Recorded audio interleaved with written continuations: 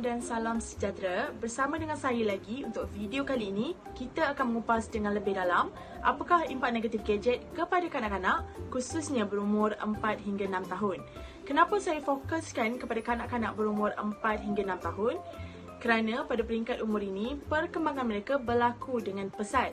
Jadi apabila mereka kerap didedahkan dengan gadget, maka ia akan menjadi tembok penghadang kepada diri kanak-kanak ini untuk terus berkembang secara seimbang dan menyeluruh. Untuk pengetahuan anda, gadget merupakan alat yang berteknologi. Contohnya seperti komputer, telefon pintar, tablet, televisyen, serta alat permainan elektronik.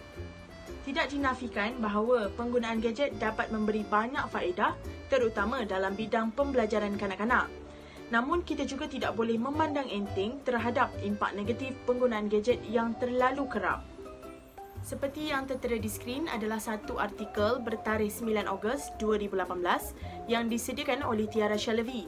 Artikel ini menceritakan tentang seorang kanak-kanak Filipina berumur 6 tahun yang mengalami kekejangan otot di wajahnya selepas bermain gadget terlalu lama dalam satu hari. Seterusnya merupakan artikel yang ditulis oleh Malisa Aina pada 24 April 2013 yang lalu.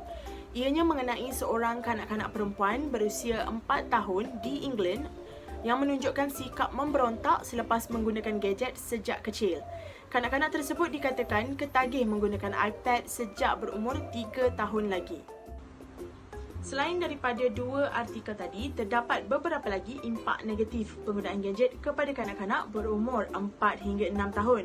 Sebelum itu ingin saya jelaskan bahawa lumrah bagi kanak-kanak pada peringkat umur ini untuk bermain. Dengan bermain, mereka dapat mengembangkan potensi diri secara seimbang. Namun apabila kita sekat mereka dengan memberikan gadget secara kerap, maka kita akan dapat melihat beberapa impak negatif ini pada diri kanak-kanak tersebut. Kita mulakan dengan aspek kognitif. Kanak-kanak berumur 4 hingga 6 tahun yang terlalu kerap bermain gadget akan mempunyai kognitif yang lemah serta proses mental yang bercelaru. Dalam konteks ini, peranti dan permainan elektronik dapat membantutkan daya kreativiti kanak-kanak sehingga mereka lebih cenderung untuk meniru aksi yang dipaparkan berbanding mencipta satu inovasi yang baru.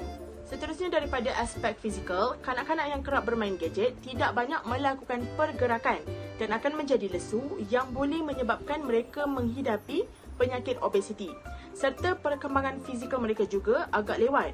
Ini kerana mereka asyik bermain gadget sehingga tidak menjalani aktiviti di luar rumah atau melakukan pergerakan fizikal yang lain.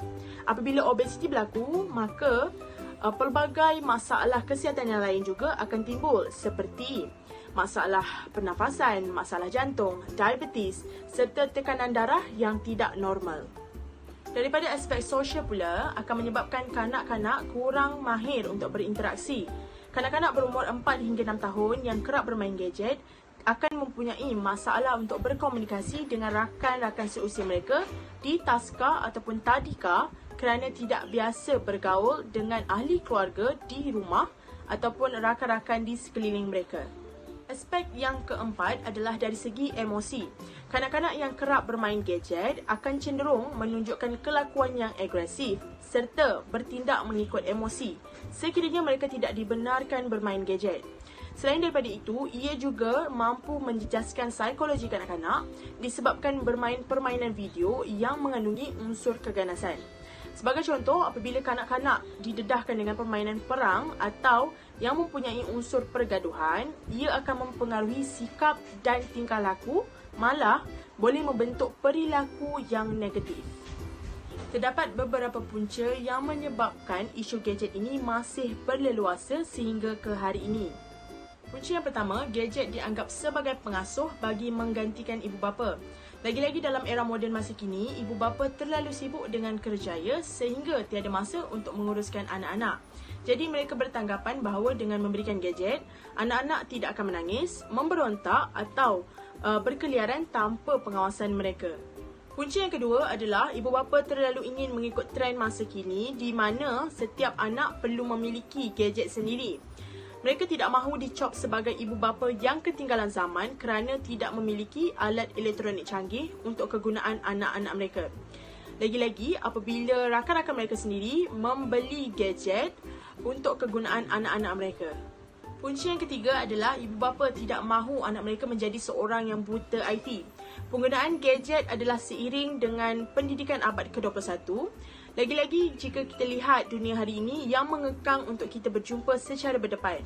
Jadi apabila anak mereka menjadi seorang yang celik IT, maka anak-anak dirasakan tidak mempunyai masalah untuk mengendalikan tugasan yang diberikan oleh guru secara atas talian. Akhir sekali, punca yang keempat adalah gadget dijadikan sebagai alat bantuan perkembangan anak-anak. Dalam konteks ini, gadget dianggap sebagai guru kepada anak-anak untuk mengembangkan potensi diri mereka. Ini kerana aplikasi yang digunakan lebih menarik dan menyeronokkan. Tidak dinafikan bahawa penyelesaian yang paling klise adalah membawa anak-anak berjumpa dengan pakar. Namun itu bukanlah satu-satunya penyelesaian yang ada. Dalam konteks ini, kita perlu menggunakan ataupun menerapkan pemikiran lateral yang diperkenalkan oleh Edward de Bono. Okay, pemikiran lateral ini sebenarnya dapat melatih seseorang untuk berfikir di luar kotak. Dengan penggunaan pemikiran lateral ini, akan berlaku pencambahan idea. Jadi dengan menggunakan pemikiran lateral, kita dapat menyenaraikan beberapa penyelesaian lain untuk isu impak negatif gadget kepada kanak-kanak. Kaedah penyelesaian yang pertama adalah membawa anak berjumpa dengan pakar perubatan. Jika dikaitkan dengan aras pemikiran Bloom, kaedah ini berada pada aras yang ketiga, iaitu aplikasi. Pakar perubatan akan meminta kanak-kanak dan ibu bapa untuk mengikuti apa yang dinasihatinya. Kelebihan kaedah ini adalah kanak-kanak akan dibantu dari segi mental dan juga tingkah laku mereka melalui proses intervensi yang sangat intensif. Namun ia agak membebankan kerana bayaran rawatan yang agak mahal menyebabkan sulit bagi sesetengah ibu bapa, terutamanya bagi mereka yang kurang berkemampuan. Kaedah penyelesaian yang kedua adalah mempunyai kesedaran tentang keburukan apabila kerap bermain gadget. Aras pemikiran Bloom yang digunakan adalah aras keempat, iaitu analisis.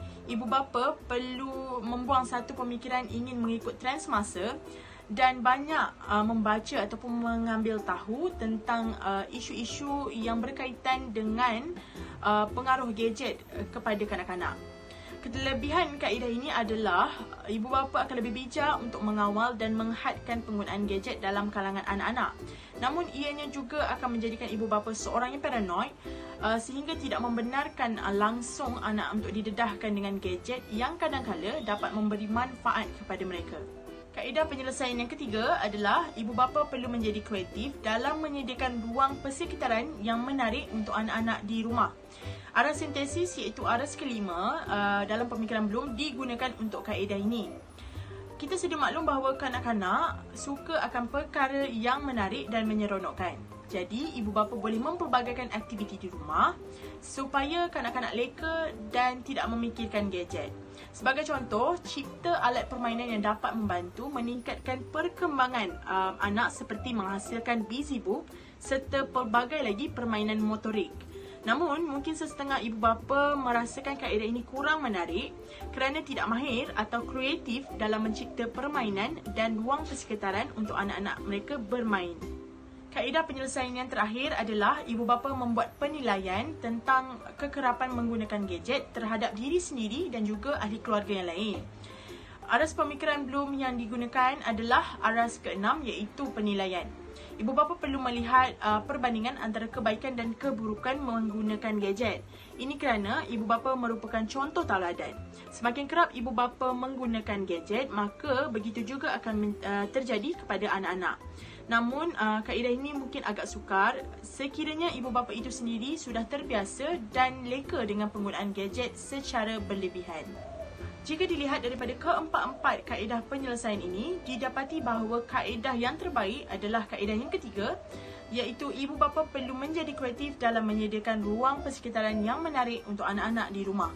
Walaupun begitu, ada segelintir ibu bapa yang merasakan ianya leceh dan memerlukan duit yang banyak untuk menyediakannya, dan mereka memilih untuk memberikan anak mereka gadget kerana yakin ianya dapat membantu dalam perkembangan anak. Namun begitu, gadget bukanlah pengganti untuk merangsang perkembangan anak kecil. Lebih daripada itu, gadget boleh mendatangkan impak negatif seperti yang telah dinyatakan tadi. Sebenarnya, ibu bapa tidak perlu berbelanja besar untuk mengadakan permainan kreatif yang sesuai untuk anak-anak. Tetapi dengan hanya menyediakan ruang untuk anak menggunakan daya imajinasi mereka sahaja, sudah memadai.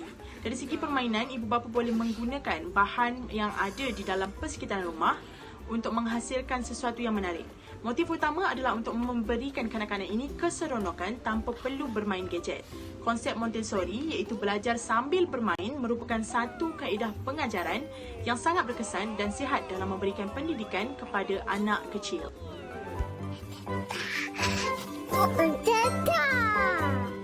검은 좀만 더 크면 한 번 더 도전해보자. 알았지?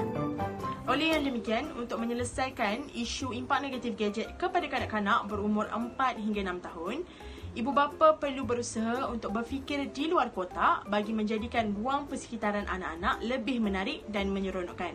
Dengan cara ini, sebenarnya sedikit sebanyak dapat melatih pemikiran kritis dan kreatif dalam kalangan ibu bapa.